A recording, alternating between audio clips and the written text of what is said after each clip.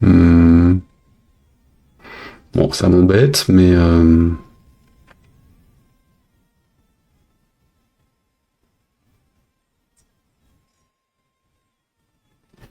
ça m'embête, cette histoire. Comment c'est possible?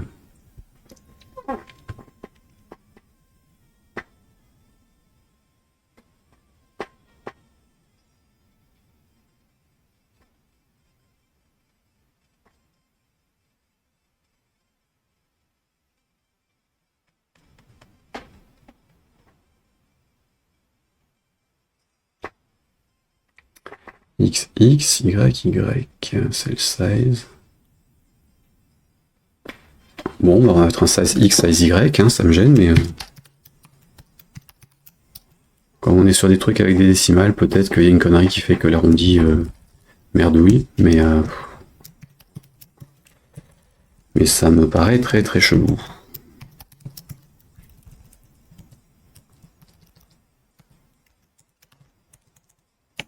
Vu qu'il n'y a qu'une seule ligne en bas, ça veut dire qu'il y a un cumul de choses qui fait que ça déconne,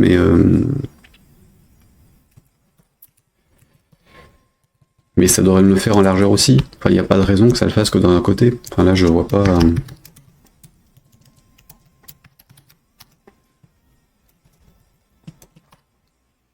je vois pas pourquoi ça le fait que dans un sens. Donc là, on est sur 16x.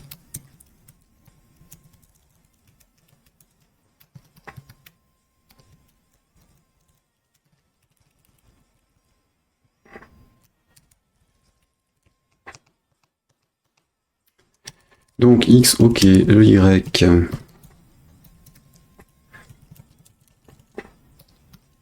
C'est donc la hauteur sur le nombre de lignes. De lignes, c'est ça.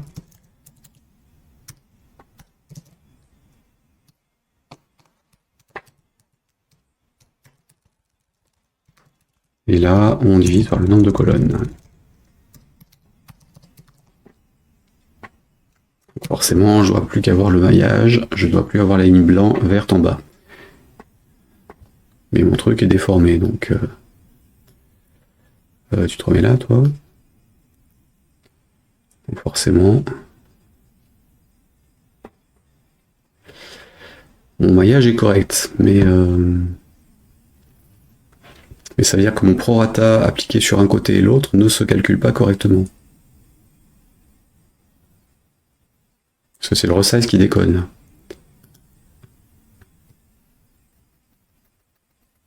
Là, c'est du bidouillage pour compenser pour le resize qui déconne. Je ne devrais pas avoir à calculer une taille différente, ce sont censés être des carrés, quoi qu'il arrive. Donc je vais rajouter mon plus 1 pour revirer le maillage. Voilà, et je revire l'unité qui avait été rajoutée par ça. Alors, mode portrait à l'affichage, ça c'est bon, ça a été traité. Choix du nombre de joueurs, type de périphérique, choix des touches. Mouvement au clavier. Mouvement haut des pads. Et mouvement au stick. Vu qu'il est midi, je vais juste traiter le clavier rapidos.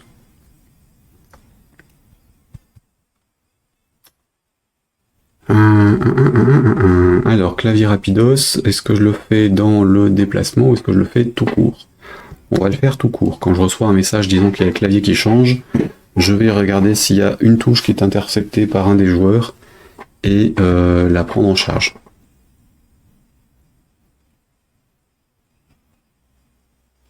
Ouais. Donc au niveau de la frame, ici, clavier qui down. Je vais parcourir mes 4 joueurs.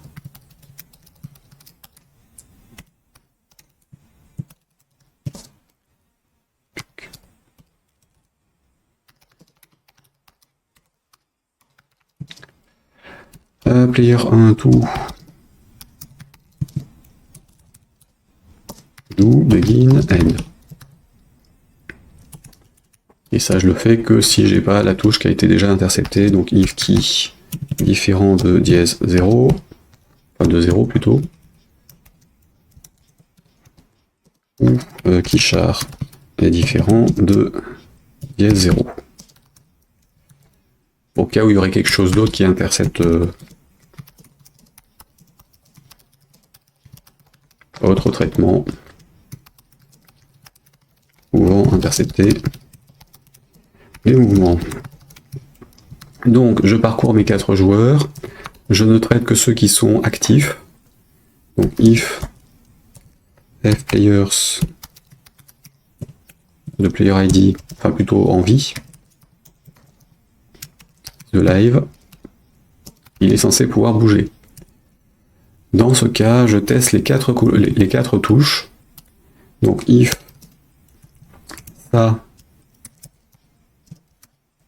Alors déjà, je teste les 4 touches, mais uniquement s'il est, il est géré par le clavier. Donc contrôleur type égale t contrôleur type point keyboard.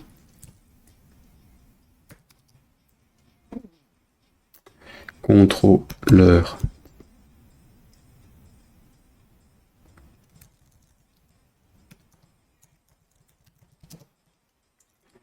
keyboard, il a dit. Donc s'il est joué au clavier, je dois traiter le truc, sinon évidemment on s'en fiche. À ce moment-là, si mon key up est égal à qui end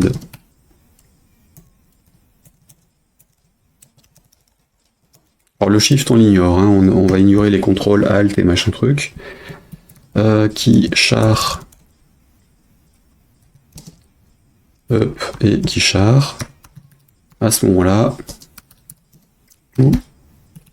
player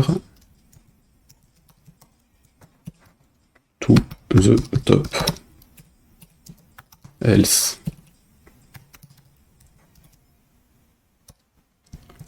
Alors to the top et j'annule les touches.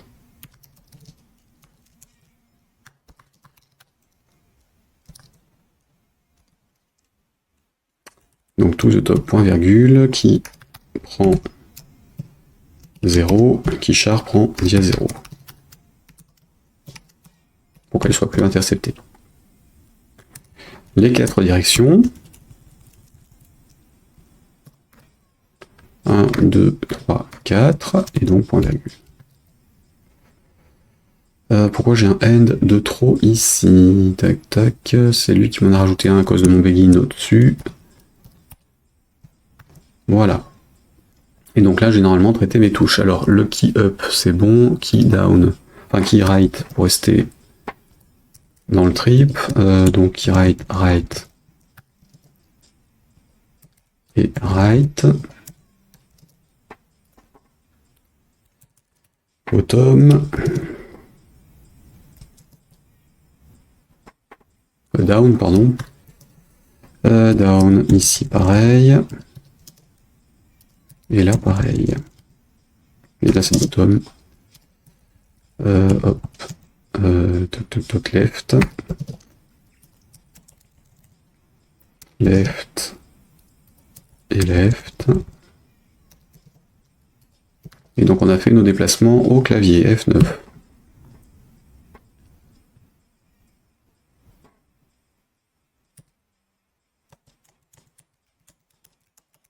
Alors là, ça ne marche pas. Pourquoi ça ne veut pas fonctionner? Hop. Donc je parcours mes 4 joueurs. Le player ID, il est bon. On va essayer to the bottom. De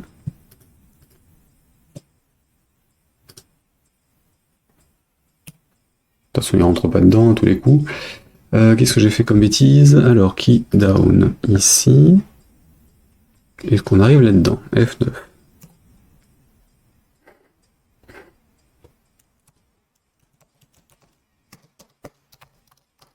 Oui, c'est bien ce que j'avais, oui. C'est ce que j'avais en tête.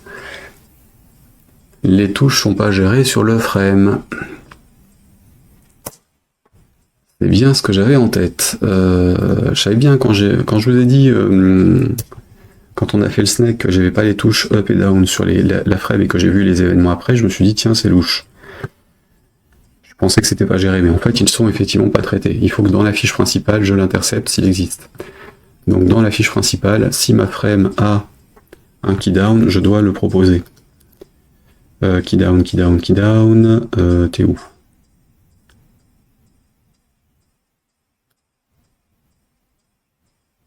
Là.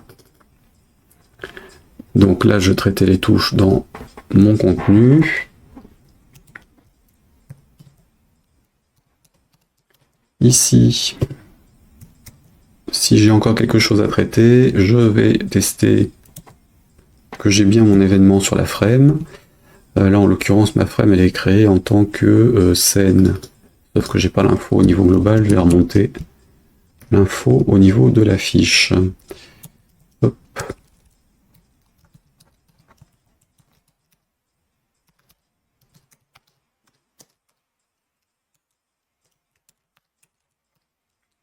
Et du coup, le USEN, il passe là-haut.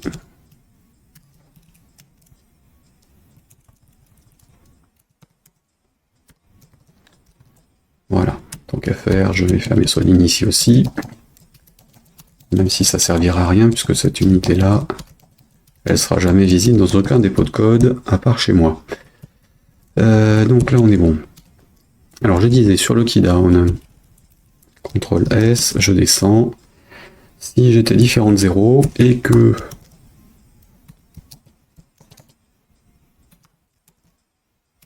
end assigned de scène, end assigned de scène on keydown,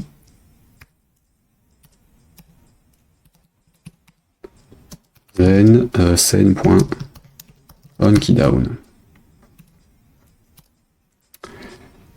De qui, alors self, sender, l'actuel, key, char et shift.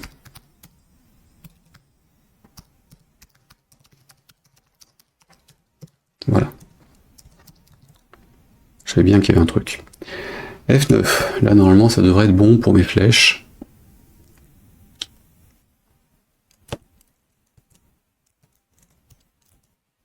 Et j'ai perdu.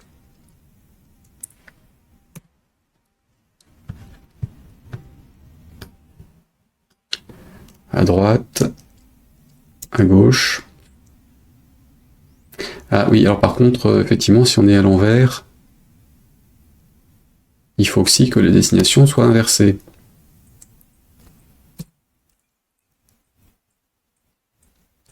En bas, à droite, à gauche, à droite.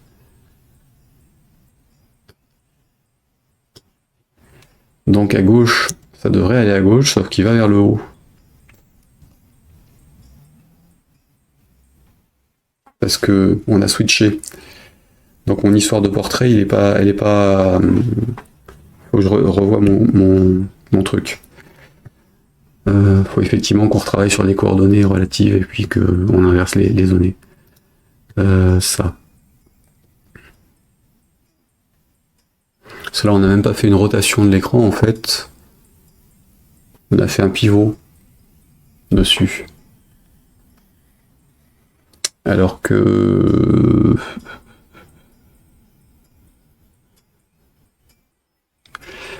ce serait quand même mieux qu'on gère une rotation de l'écran comme si on était sur un iPad ou autre chose.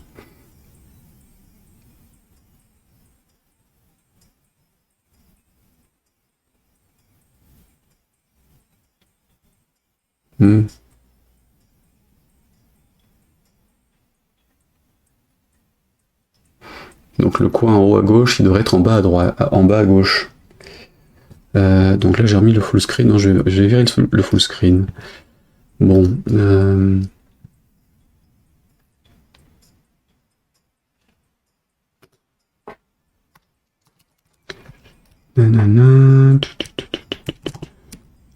Donc mouvement au clavier, OK.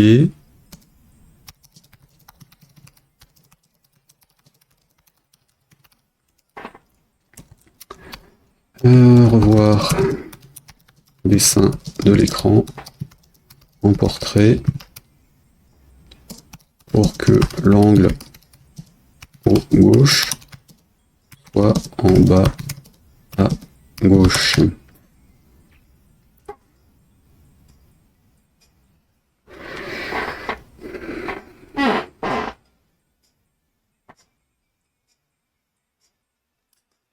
Puis après, ça dépendra dans quel sens on tourne le truc, mais il faudra qu'on en choisisse un.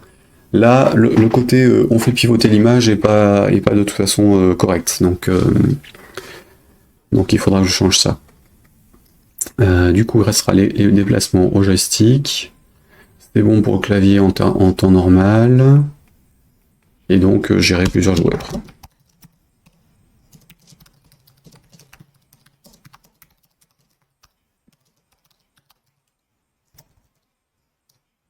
On va prendre en charge plusieurs joueurs de toute façon. Si j'en traite un, ma boucle fait que je traite tous les autres. Donc il y a juste le démarrage qui fera le choix du truc. Bon, on va en rester là pour aujourd'hui. Celui-ci, on le finira lundi, du coup. Ouais, on va faire ça. On le finira lundi.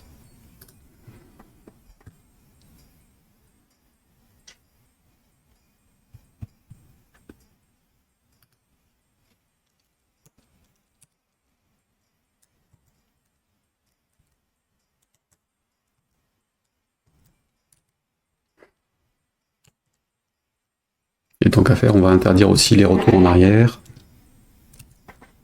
Donc il y a la gestion du score et trucs comme ça, évidemment à rajouter au truc.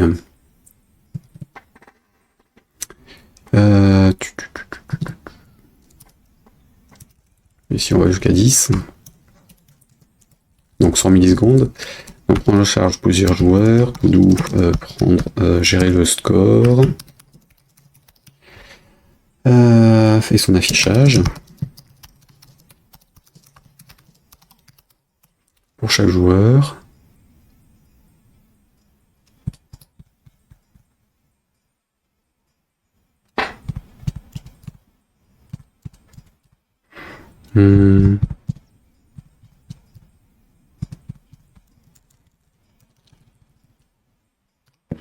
Gérer le score et son affichage pour chaque joueur. Quoi d'autre?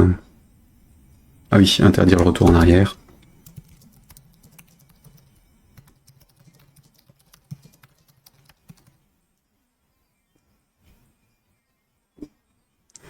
Parce que sinon ce sera injouable. Sinon ce sera injouable au contrôleur de jeu.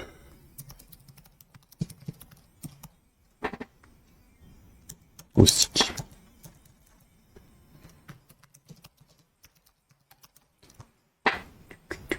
Quoique. Non, ce ne sera pas injouable au contrôleur de jeu. Il n'y a aucune raison que quand on va à gauche, si je gère correctement l'écart entre les axes, ça devrait être bon. Donc ce que j'ai fait sur le snack avec le 90% d'angle devrait suffire pour pouvoir prendre en charge ce truc. Oui.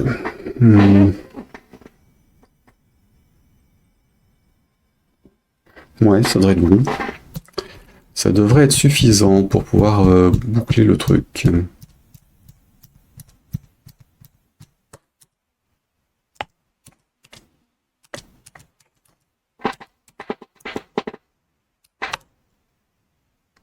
Et ici on va à 20 secondes, 20 cellules par seconde. Donc 50 millisecondes entre deux affichages.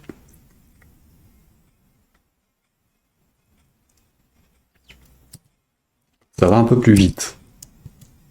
Évidemment c'est totalement gérable, hein, parce que...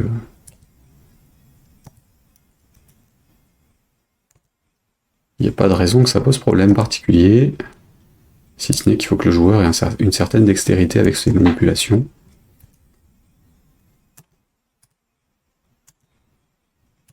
Oups, trop vite. Ok, donc on va rester sur du 5 par défaut, et ajouter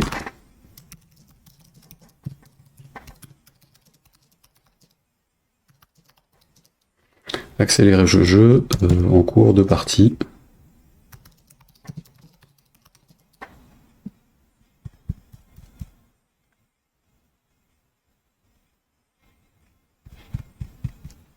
Partir d'un certain score. À partir d'un certain niveau de score. Qui sera évidemment globalement pour tout le monde, hein, puisque tout le monde va gagner le même nombre de points. Il n'y aura pas d'accélération pour un joueur et pas pour les autres.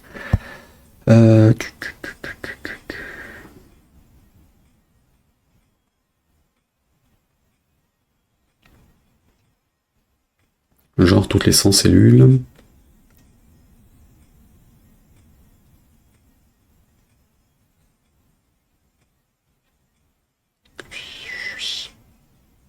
Avec une durée minimale, ouais c'est jouable. Ok, de toute façon il suffit de jouer sur la vitesse du compteur, enfin du timeout.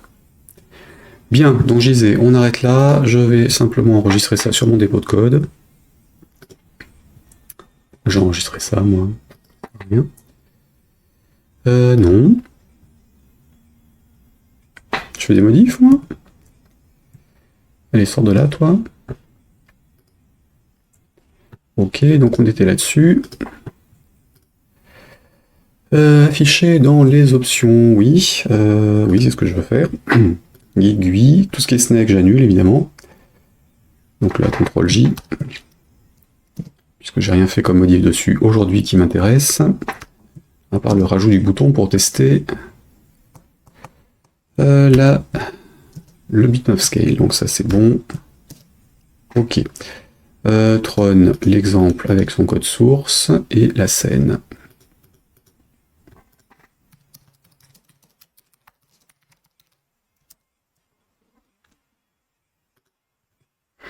Ça pareil, j'annule, ils servent à rien. Globalement, pour le dépôt de code.